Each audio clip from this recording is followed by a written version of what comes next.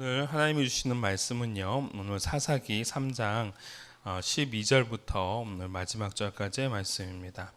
사사기 3장 12절부터 오늘 마지막 30절까지 말씀 제가 봉독해 올리도록 하겠습니다.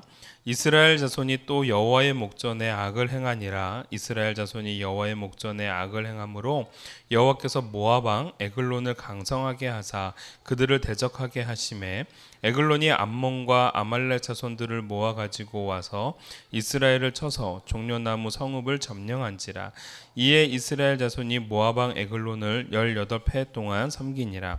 이스라엘 자손이 여호와께 부르짖음에 여호와께서 그들을 위하여 한 구원자를 세우셨으니 이는 곧 베냐민 사람 게라의 아들 왼손잡이 에훗이라.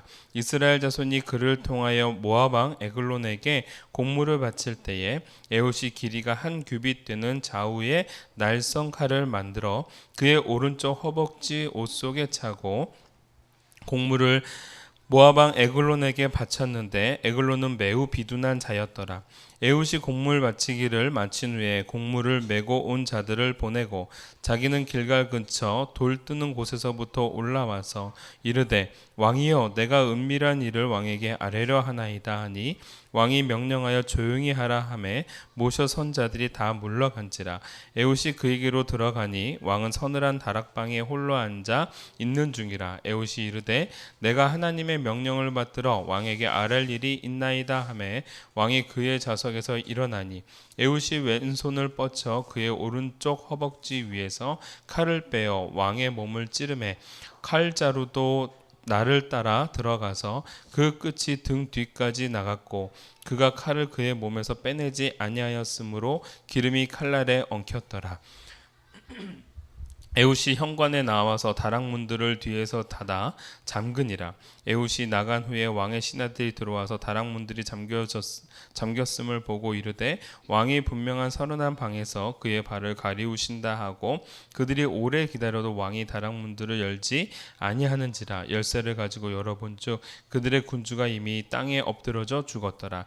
그들이 기다리는 동안에 에훗이 피하여 돌 뜨는 곳을 지나 스이라로 도망하니라. 그가 이르러 에브라임 산지에서 나팔을 불매 이스라엘 자손이 산지에서 그를 따라 내려오니 에훗이 앞서가며 그들에게 이르되 나를 따르라. 여호와께서 너희의 원수들인 모압을 너희의 손에 넘겨주셨느니라 하매 무리가 에훗을 따라 내려가 모압 맞은편 요단강 나루를 장악하여 한 사람도 건너지 못하게 하였고 그때의 모압 사람 약 10,000명을 죽였으니 모두 장사여 모두 용사라. 한 사람도 도망하지 못하였더라. 그날에 모압이 이스라엘 수하에 굴복함에 그 땅이 80년 동안 평온하였더라. 아멘. 오늘 사사기 3장 12절부터 오늘 30절 말씀 에훗 양점을 강점으로 바꾼 사람이라는 제목으로 우리가 함께 은혜를 나누도록 하겠습니다.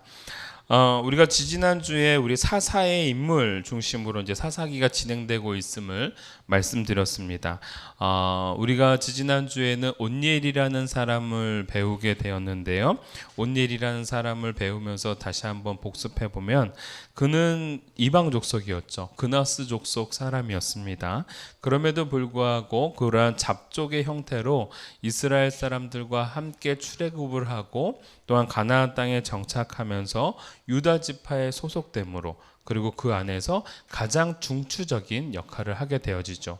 그의 삼촌인 누구죠? 갈렙도 바로 그러한 인물 중에 한 사람이었다라는 겁니다. 그러한 믿음의 전통과 가문으로 결국은 그들은 헤브론 땅을 차지하게 되어지고 유다 지파 안에서 가장 강력한 귀족이 되어져 갑니다.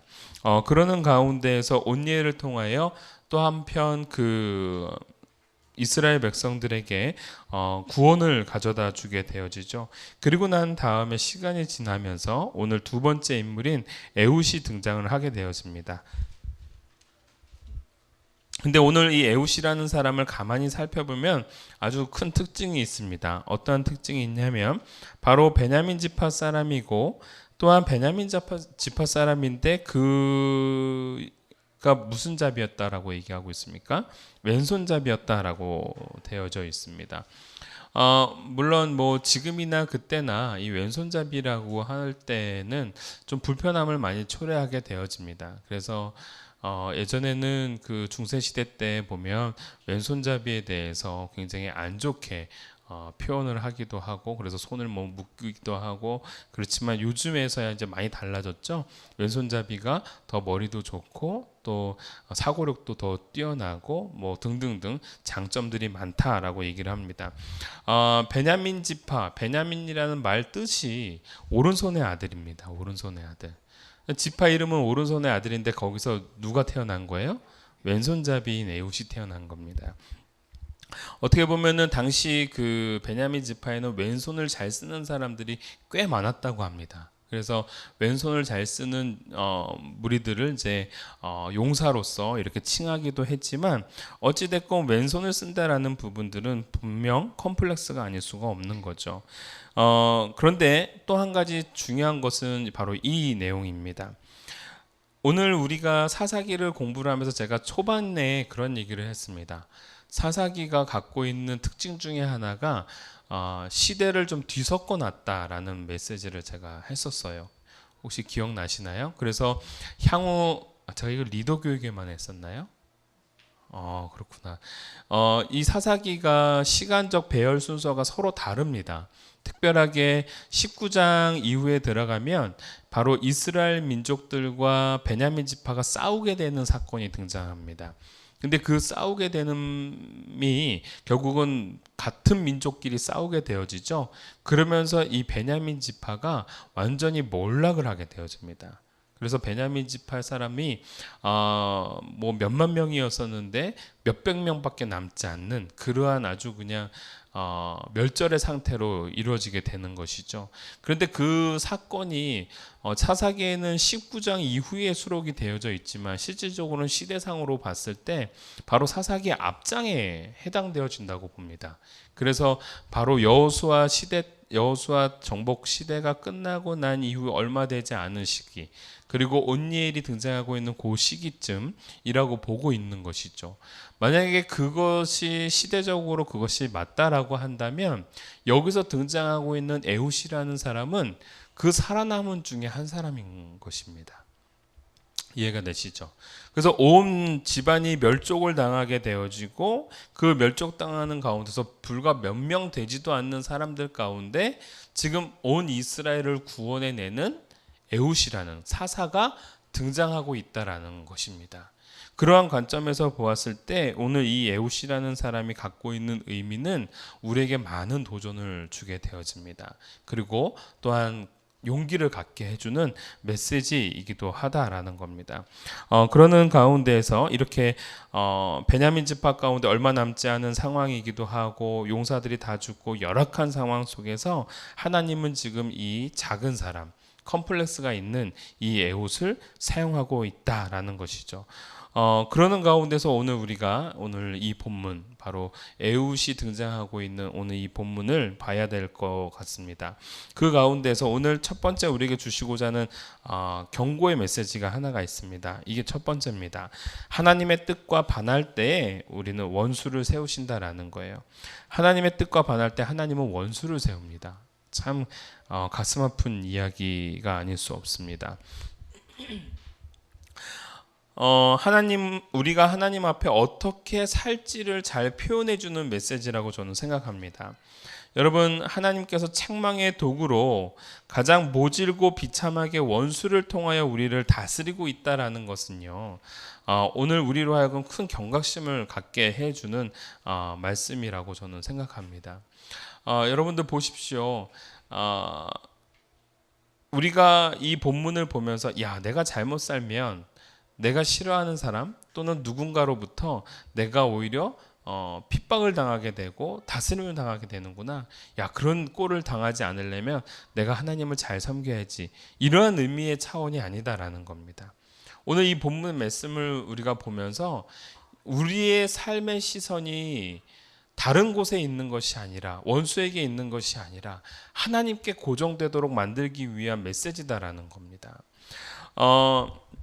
제가 일전에 제가 여러분들에도 한번 말씀을 드린 적이 있지만 옛날 선대 우리 좋은 목사님들의 설교를 제가 종종 듣습니다. 물론 지금 유명한 목사님들의 메시지도 제가 경청하면서 이러한 메시지를 전하시는구나라고 배우고 있지만 이미 돌아가신 우리 목사님들의 어떤 메시지 또는 굉장히 원로 목사님들의 메시지들을 제가 이렇게 들어보게 될 경우가 있습니다. 그런 가운데서 제가 굉장히 도전을 받았던 메시지가 하나가 있었습니다. 그 중에 하나가 무엇이냐면 비교를 내가 누구와 비교를 하는지, 무엇과 비교를 하는지를 알면 지금 내 상태를 깨달을 수 있다는 메시지를 듣고 제가 굉장히 큰 도전을 받게 되었습니다. 이게 무슨 얘기냐면요. 지금 내가 무엇을 바라보고 있고 무엇과 지금 비교하고 있는지는 결국은 지금 내 삶 속에서 어떠한 욕구가 자리 잡고 있고 어떠한 목적을 갖고 있는지를 드러내주는 가장 확실한 근거다라는 메시지인 거였어요. 제가 그 메시지를 듣고 가슴을 치게 됐습니다. 그렇구나. 내가 지금 그러한 마음을 가지고 있었구나. 내가 무언가 비교하면서 그 비교함을 통하여서 내가 박탈감을 느끼고 그 박탈감을 갖고 있는 지금의 내 상태가 결국은 그렇게 되지 못한 나의 욕구를 드러내고 있는 상황이구나라는 것을 깨닫게 되는 시간이었습니다. 이게 굉장히 좀 너무 어렵지 않죠? 여러분 쉽죠? 우리가 대표적으로 우리 내 안의 결핍, 내 안의 후회를 잘 드러내고 있는 것은요. 여러분들이 페이스북을 하거나 카카오 스토리를 하거나 인스타그램을 하면 딱 느껴질 수 있는 겁니다. 페이스북을 할 때에 많은 사람들은 대부분 자기의 어려운 상황을 올리지 않습니다. 그렇죠? 가장 절정으로 행복하고 좋은 모습들을 올리게 되어집니다. 그리고 사진도 굉장히 좋고 아름다운 그림들을 올리게 되고요. 그리고 요즘 여자분들은 대부분 다 이제 먹을 것들을 많이 올리게 되어집니다. 그러면서 나 이거 먹었다 자랑하는 거죠. 그런데 그 모습을 보면서 부럽다 라는 생각을 하는 순간 내 마음의 욕구도 그 사람처럼 그런 걸 누리고 싶고 그런 것들을 향유하고 싶고 그런 것들을 뭔가 자랑하고 싶어하는 욕구가 내 안에 깔려 있다라는 걸 증거해 준다라는 거예요. 카카오 스토리도 그렇고 인스타그램도 그렇습니다. 무언가 누군가가 잘 되고 행복한 누군가를 보면서 내가 박탈감을 느끼고 있다라는 것은 여전히 내 마음속에 거기에 대한 소망이 더 크게 자리 잡고 있다라는 것이죠. 오히려 그런 것들을 보면서 너무 행복하다 박수 쳐주고 그러면서 오히려 내가 하나님 앞에 거룩하게 살지 못한 부분에 대해서 가슴 치면서 누군가가 그렇게 살고 있는 모습을 보며 도전이 되고 있다라고 한다면 오늘 나는 하나님과 더욱더 가까워지기 위하여 애쓰고 있다라는 증거가 된다라는 겁니다. 오늘 우리들의 오늘 말씀의 거울 앞에 자세하게 한번 비춰보기를 바랍니다. 내가 지금 무엇의 욕구를 갖고 있고 무엇의 박탈감을 갖고 있고 어떠한 욕심에 사로잡혀 있는지를 말이죠. 오늘 왜 하나님이 내 삶에서 역사하지 못하는가? 왜 하나님 안에서 내가 믿음의 결단을 하지 못하는가? 왜 나는 계속 불안하고 여전히 두려워하는가? 그것을 가슴 치면서 하나님 앞에 엎드리는 사람이라고 한다면 페이스북을 바라보면서 누군가를 비교해 가면서 우리가 거기에 현혹되거나 마음을 빼앗길 이유는 없다라는 겁니다. 오늘 저와 여러분들이 이 메시지를 통하여서 내가 하나님의 뜻과 반하는 인생이 아니라 하나님의 뜻을 더욱더 쫓고 하나님과 가까워지기를 소원하는 거룩한 욕심에 사로잡힌 하나님의 백성이 되어야겠구나라는 그러한 거룩한 갈망이 오늘 저와 여러분들 가운데 임하기를 원합니다. 여러분들 간혹 페이스북을 보면은요, 페이스북에 굉장히 멋진 글들을 올리시는 목사님들을 봅니다. 저 간혹 보면서 부러워할 때가 있습니다. 정말 예쁘게 교회를 정말 예쁘게 사진 찍고 성도들과 함께 이렇게 있는 모습들을 올려요. 그러면서 자신의 어떤 간증의 메시지들을 이렇게 올립니다. 보면 정말 대단하다, 정말 좋다, 부럽다 이런 생각이 듭니다. 근데 가만히 보니까 올려져 있는 건 다 좋은 내용들만 있는 거예요. 그 안에는 어떠한 애환도, 어떠한 고통도, 어떠한 번뇌도, 어떠한 갈등도 나타나지 않는다라는 겁니다. 그러면서 제가 느꼈던 부분이 뭐냐면, 야, 요즘에는 이 페이스북이라는 것이 좋은 것만 드러내다 보니까 페이스북만 보아서는 이 사람의 영적 상태를 가늠할 수가 없겠구나. 또 한 가지, 그런 것들을 통해서 자기를 드러나게 되어지면 좋은 것만 드러나게 되는 것이다라는 거예요. 저 너무 놀랐던 게 뭐냐면, 우리 교회를 찾아오시는 모든 분들이 한결같이 하는 말이 뭔지 아십니까? 너무 부럽고요, 너무 예쁘다라는 겁니다. 이참에 우리도 페이스북 한번 해볼까 싶어요. 사진 예쁘게 잘 찍는 사람 많은데, 그러면서 내 영성의 상태를 미사역으로 정말 좋은 글들로 막 올립니다. 그게 전부인 것처럼 보입니다. 그런데 여러분들, 정확하게 말씀을 드리자면, 우리가 올려진 것 때문에 우리의 마음을 빼앗기는 우리들의 삶이 아니라요, 오히려 그런 것들을 바라보면서 아무렇지도 않고, 오히려 페이스북에 뭔가 하나님 가운데 열정을 내닫고 있는 사람들을 보면서, 야, 그거에 도전을 받는 저와 여러분이 되었으면 좋겠습니다. 거기에 마음을 쏟는 저와 여러분이 되었으면 좋겠습니다. 제가 어저께 우리 그 은희랑 얘기를 하면서, 은희 여러분 프로필 사진에 보면 이게 글 하나가 올라와 있습니다.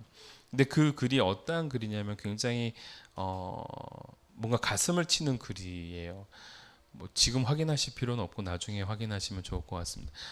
근데 그 글이 뭐냐면, 그 어떤 친구가 그 자원봉사를 이제 갔던 모양입니다. 근데 자원봉사를 갔던 모양인데, 그 자원봉사가 바로 어떠한 대상이었냐면, 뇌병변을 가지고 있는 그러한 지체 장애인들, 뭐 예를 들면 뇌성마비나 뭐 이러한 친구들을 이제 데리고 있는 그러한 모습이었겠죠.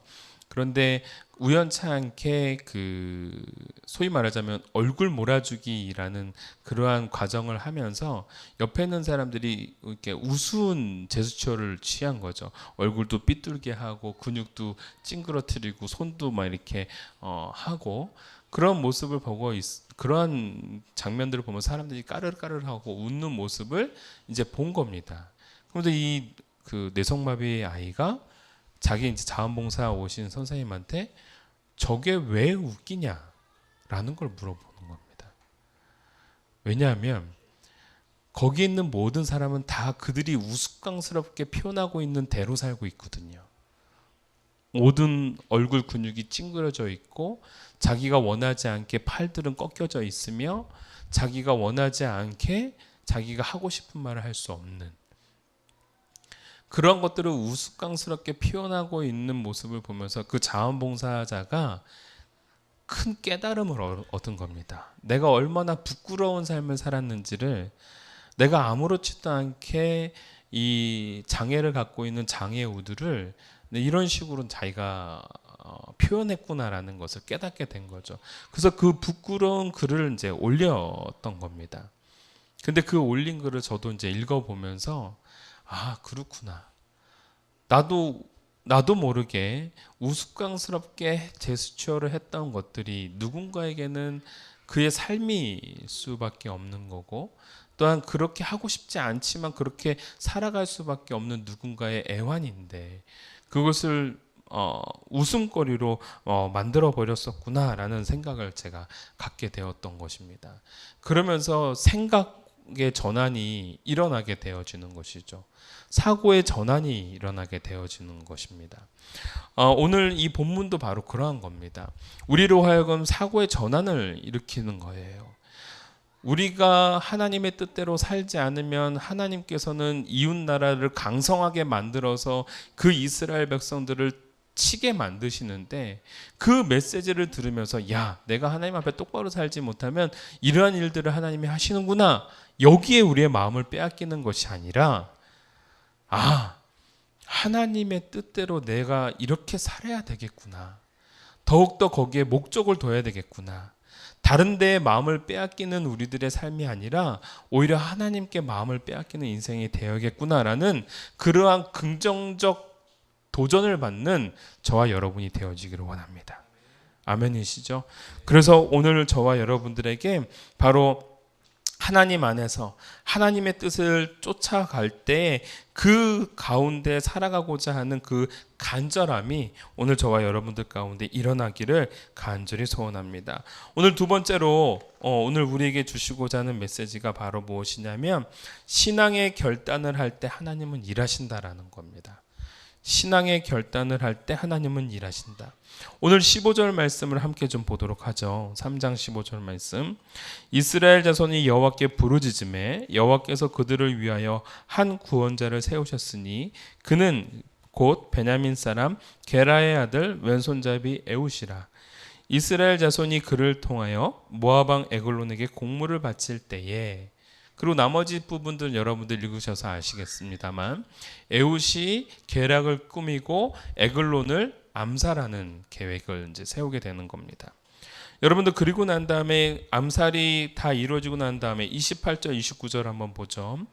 그들에게 이르되 나를 따르라 여호와께서 너희의 원수인 모압을 너희의 손에 넘겨주셨느니라 하매 무리가 에웃을 따라 내려가 모압 맞은편 요단강 나루를 장악하여 한 사람도 건너지 못하게 하였고. 여러분 오늘 이 사사를 보면은요 굉장히 독특한 특징을 우리가 알 수가 있습니다. 뭐냐면 여러분들 그 사사기를 들어가면서 온니엘이라는 첫 번째 사사가 등장할 때에 여러분들 그들에게 하나님 앞에서 여호와 하나님 앞에서 악을 행하게 되어집니다. 악을 행하게 되어지면서 온니엘 때에 구산 리사다임의 통치가 몇 년 동안 진행하냐면 8년 동안 진행을 합니다. 8년 동안 구산 리사다임의 통치 아래에서 이스라엘 백성들이 살게 되어지는 것이죠. 그리고 여러분들 오늘 본문에 들어가면서는 에훗의 시대 때에는 에글론에게 몇 년 동안 섬기게 되냐면 18년 동안 섬기게 되어집니다. 하나님 앞에 악을 행하니까 8년 동안 섬기게 되어지고 또한 18년 동안 또 하나님 앞에 악을 행하니까 그러한 통치를 핍박을 받게 되어지는 것이죠. 그리고 사장에 들어가서 드보라 때는요 야빈 왕한테 20년 동안 섬기게 되어집니다. 야빈 왕을 20년 동안 섬기게 되어집니다. 점점 횟수가 어떻게 돼요? 늘어나게 되어지죠. 하나님 앞에 악을 행하게 될 때에 점차 그 악을 행하는 과정 속에서 소위 말하자면 매질을 당하는 시간들이 점차 확대되어지더라라는 겁니다. 하나님의 뜻과 멀어질 때에 억압의 시대는 더욱더 늘어나게 되어지고 억압과 핍박의 강도는 점점 세집니다. 여러분 오늘 이 본문 속에서 그러한 가운데에 지금 놓여져 있는 사람이 바로 에훗이라는 사람이었다라는 거예요. 그런데 무려 몇 년 동안 18년 동안이나 뭐 했어요? 참아왔다라는 겁니다. 물론 하나님의 뜻을 기다린 것일 수도 있겠지만요. 저는 오늘 이 본문 안에서는 무엇을 좀 보고자 하냐면 하나님의 뜻을 기다렸던 18년의 과정이 아니라 자기가 비로소 결단한 18년, 그거를 저는 좀 집중하고자 하는 겁니다. 여러분 온니엘이라는 그 사사도요 갈렙 자손 가운데 있는 사람이었습니다. 그리고 용사였습니다. 굉장히 용기가 출중한 사람이었죠. 그런데 그 사람이 구산 리사다임의 핍박 아래에서 무려 8년 동안이나 있다가 온니엘이 하나님의 뜻에 따라 사사로 등장하면서 승리를 쟁취하게 되는 겁니다.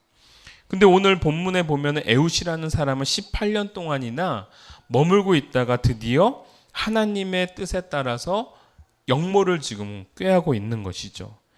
여러분 얼마나 공물을 많이 바쳐왔고 이 에글론과 친했으면 이 에훗이라는 사람이 에글론을 찾아가서 내가 하나님이 하신 말씀이 있으니 기니 할 말이 있으니 시간 좀 내다오라고 했을 때 내줄 수 있는 왕이 과연 몇이나 되겠습니까?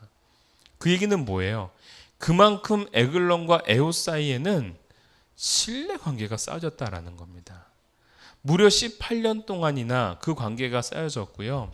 오늘 에훗이 하나님의 말씀을 전하려고 합니다라는 표현은 실질적으로 어떠한 주석가는 이렇게 표현하고 있습니다. 그러한 일상적인, 이건 사실 일상적인 얘기죠. 내 신이 너에게 하고자 하는 뜻이 있다라는 그 얘기는 또 다른 말로서는 내가 준비한 곡물이 더 있다라는 의미를 가지기도 한다고 합니다. 어찌됐건 오늘 에웃이라는 사람이 그 에글론을 찾아가서 내게 주신 하나님의 메시지를 내가 전하려고 합니다라고 했을 때 에글론이라는 사람이 자신의 거실로 초청을 하고 있는 장면입니다. 그 시원한 다락방은 다른 곳이 아닙니다. 왕의 침실 외에 왕이 사람들을 접견하는 응접실 같은 곳입니다. 그리고 거기 옆에 있었던 누구예요? 호위병들을 뭐예요? 내보냅니다. 여러분 도대체 무슨 상황이 될지도 모르는데 호위병을 내보낼 정도면 왕과 에글론과 이 에웃 사이에는 어떠한 관계가 성립되어 있다? 그만한 친밀한 관계가 세워져 있었다라는 겁니다. 그랬던 그에게 지금까지는 늘 그렇게 섬기려고 했었겠죠. 그러나 결단을 하는 겁니다. 더 이상 너의 통치 밑에 내가 놓일 수 없다. 우리 이스라엘 민족이 너의 밑에 머무를 수 없다라는 결단인 겁니다. 여러분 그 결단을 하고 난 이후에 그의 오른쪽 다리에 칼을 찹니다. 넓적 다리에 허벅지에 칼을 차죠. 왜냐하면 보통 오른손잡이기 때문에 칼집은 왼쪽에 차 있습니다. 그래서 칼을 이렇게 빼죠. 그래서 사람이 볼 때 저 사람이 무기를 가졌느냐 안 가졌느냐를 보기 위해서는 상대방의 왼쪽을 볼 수밖에 없는 겁니다. 근데 오늘 에웃이라는 사람이 왕 앞에 들어가는 데 있어서 물론 무기를 챙기지 않았겠죠. 그리고 그게 안 보였겠죠. 안 보였던 겁니다. 분명히 왼쪽이 아닌 오른쪽에 자신은 왼손잡이기 때문에 칼을 뺄 수 있도록 오른쪽에 칼집을 차고 있었다라는 거예요. 근데 보이지 않았던 겁니다. 그리고 에글론을 향해서 나아갈 수 있었던 거고요. 에글론은 그 사람이 그만한 신뢰 관계가 있었기 때문에 그를 영접하기 위해서 의자에서 일어나서 그를 영접하려고 하는 상황이었습니다. 그때 에웃이 뭐합니까? 칼을 빼가지고 그를 찌릅니다. 여러분 이것을 보십시오. 둘만 남을 정도로 믿는 관계 속에서 있었지만 에웃은 이제 하나님의 뜻을 보게 되었고요. 그렇게 결단하게 되어졌습니다. 에글론과의 관계를 이 정도로 계속 쌓으면 더 좋은 관계가 되어졌겠죠. 그러나 거기에 머무르지 않고 하나님의 백성과 하나님의 뜻이 어디 있는지를 생각하면서 에웃은 결단을 내린 겁니다. 그리고 그 결단을 갖고 그러한 일들을 행하고 난 이후에 백성들에게 촉구하는 겁니다. 하나님이 모압을 우리에게 보내셨다. 하나님이 오늘 모압을 우리의 손에 붙여주셨다. 일어나라 라고 했을 때 그 백성들이 일어나는 겁니다. 여러분 지금 이 베냐민 사람 이 에웃은요, 여러분들 알다시피 베냐민 사람이라고 했을 때 그의 동족은 지금 많지 않습니다. 그리고 동족이 많지 않기 때문에 동족들에게 지금 요청하는 것이 아니라 어디로 가냐면 에브라임 산지로 올라갔습니다. 에브라임 지파가 있는 곳을 향해 올라갔다라는 거예요. 그리고 그들에게 촉구하는 겁니다. 여러분 하나님의 뜻에 따라 믿음의 결단을 할 때에 하나님은 그를 돕고요. 그리고 그에게 사람을 붙여주시는 겁니다. 여러분 믿음의 결단이라는 건 바로 이런 겁니다. 내가 하나님의 뜻에 따라 움직이고자 할 때에 하나님이 그와 함께 역사하시고요. 그리고 그와 함께 일할 수 있는 사람을 붙여주십니다. 나중에 이러한 역사들은요, 여러분 나중에 성경책을 읽어보면 읽어볼수록 계속 그러한 장면이 나옵니다. 하나님의 뜻에 따라 결단한 사람이 무언가 칼을 빼들고 나갈 때 하나님의 뜻에 따르고자 하고자 하는 사람들을 하나님께서 붙여주시는 상황들이 계속 나옵니다. 여러분 오늘 저와 여러분들이 바로 그러한 믿음의 강성을 키우고 결단해보는 하나님의 사람이 되어지길 원합니다. 여러분 가슴에 우리가 하나님의 나라를 품고 한번 가보기를 원합니다. 나 혼자 잘 살려고 하는 인생이 아니라 하나님의 나라를 위해 내가 한번 살아보겠노라. 하나님의 뜻을 위하여 한번 살아보겠노라. 이 교회 공동체를 위하여 내가 살아보겠노라라고 결단 한번 해보시기 바랍니다. 그러한 결단과 가슴이 있을 때 하나님은 그에게 역사해 주시고요. 사람을 붙여주시는 겁니다. 여러분, 오늘 저와 여러분들이 그러한 어떠한 거룩한 간절함이 있고 거룩한 믿음의 강성을 꿈꿀 수 있는, 그렇게 결단할 수 있는 하나님의 사람이 되어지길 원합니다. 여러분, 적어주시기 바랍니다. 영적으로 정복하지 못하면 영적으로 정복당할 수밖에 없습니다. 여러분, 우리들의 삶은 철저하고 치열한 전투입니다. 영적 전투입니다. 영적으로 정복하지 못하면 우린 정복당합니다. 오늘 저와 여러분들이 믿음의 결단을 갖고 믿음의 강성을 키워나가는 하나님의 사람이 되어지기를 간절히 선합니다. 마지막 메시지입니다. 여러분, 우리의 약점을 우리가 하나님 앞에 아뢰기를 바랍니다. 저는 원래 이렇게 적었습니다. 약점을 갈고 닦으라. 근데 이 말이 너무 우리 사람 중심적인 것 같은 거예요. 그러면서 이 메시지를 제가 곰곰이 생각해 봤습니다. 과연 에훗이 자신의 약점이었던 왼손을 계속 갈고 닦았던가? 아니, 물론 갈고 닦았겠죠. 그 왼손을 더욱더 강력하게 썼겠죠. 양손잡이로서의 그 노력이 있었겠죠. 그러나 더 중요한 건 내 삶을 하나님 앞에 아뢰면 내가 갖고 있는 것이 약점이 됐던 강점이 됐던 하나님이 쓰신다라는 거예요. 그래서 내 약점을 하나님께 아뢰라라고 제가 지금 그 대지를 적은 겁니다. 여러분, 잠깐 사진 한번 볼까요? 준비됐나요?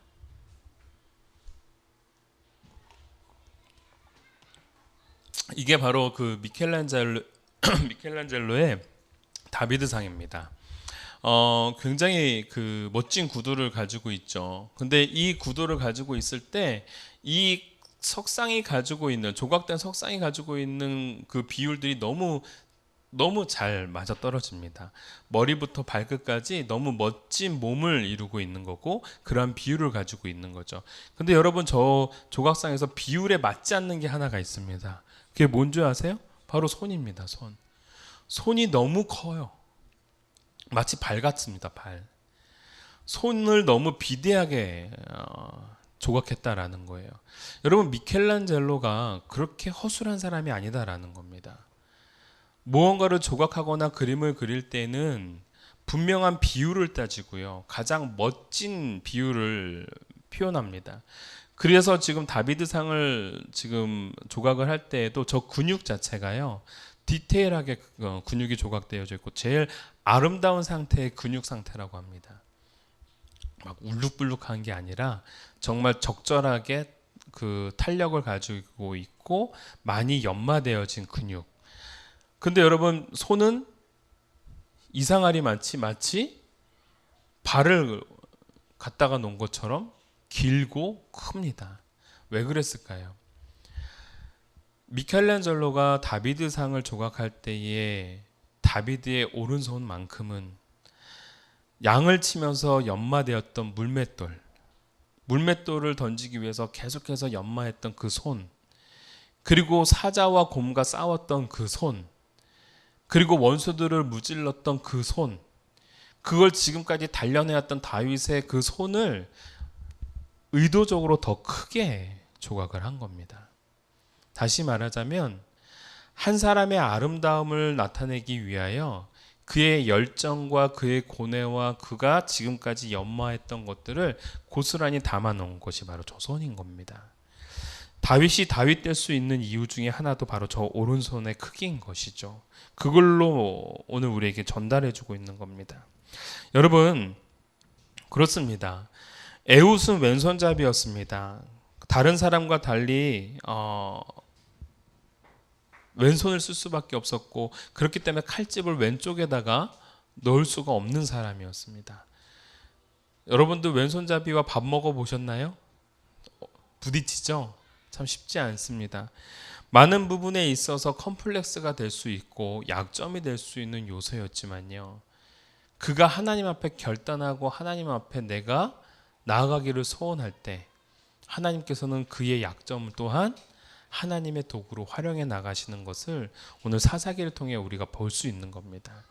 사랑하는 성도 여러분, 오늘 저와 여러분들이 그 하나님을 만나가기를 원합니다. 나를 바라보면 나는 한없이 약점이 많습니다. 나를 바라보면 성격도 그렇게 좋지 않습니다. 마음도 왜 이렇게 약한지 모릅니다. 자꾸 깨집니다. 나를 바라보면 더 이상 소망이 없습니다.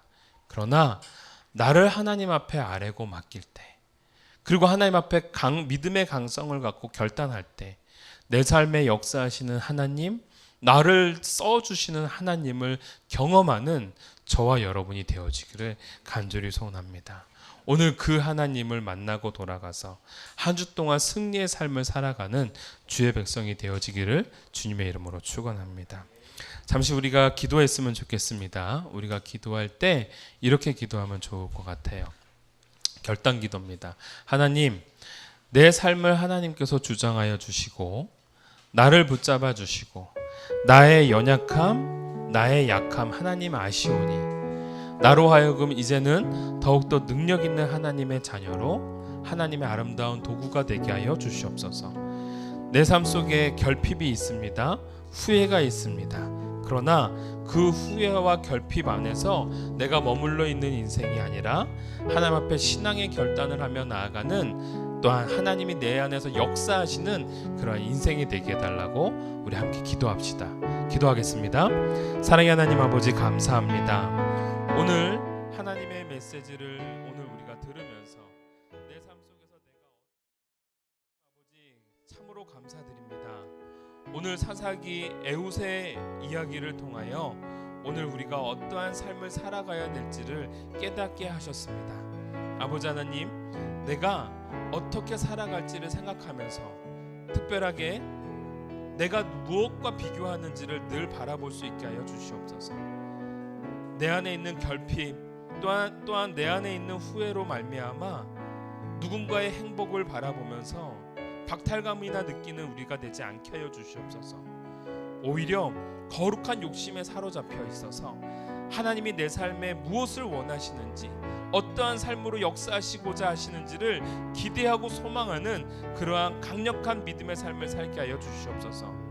아울러서 내 안에 역사하시는 그 하나님으로 말미암아 결단하며 나아가는 인생 되게 하여 주시옵고, 아버지 하나님, 그 결단 속에 또한 하나님의 역사하심과 또한 하나님의 임재하심을 우리가 믿고 가게 하여 주시옵소서.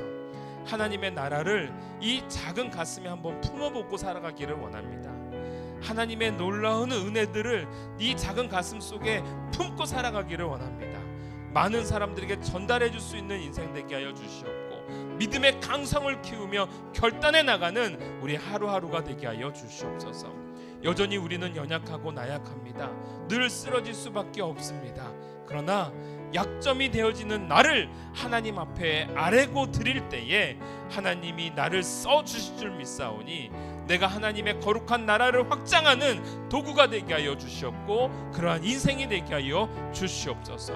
마치 에훗처럼 그러한 컴플렉스 가운데 살아갔지만 그를 하나님이 쓰셨던 것처럼 오늘 컴플렉스가 너무나도 많은 나를 하나님 들어 써주시사 하나님의 나라와 하나님의 백성을 위하여 사용되어져 나가는 그러한 아름답고 복된 백성, 바로 내가 될 수 있도록 주장하여 주시옵소서. 이번 한 주간 살아갑니다. 나에게 맡겨진 하루하루를 귀하게 살아가게 하여 주시옵고, 하나님 앞에 머리를 조아리며 살아가게 하여 주시옵고, 세상에 나아가 당당한 삶을 살아갈 수 있는 믿음의 인생들 되게 하여 주시옵소서.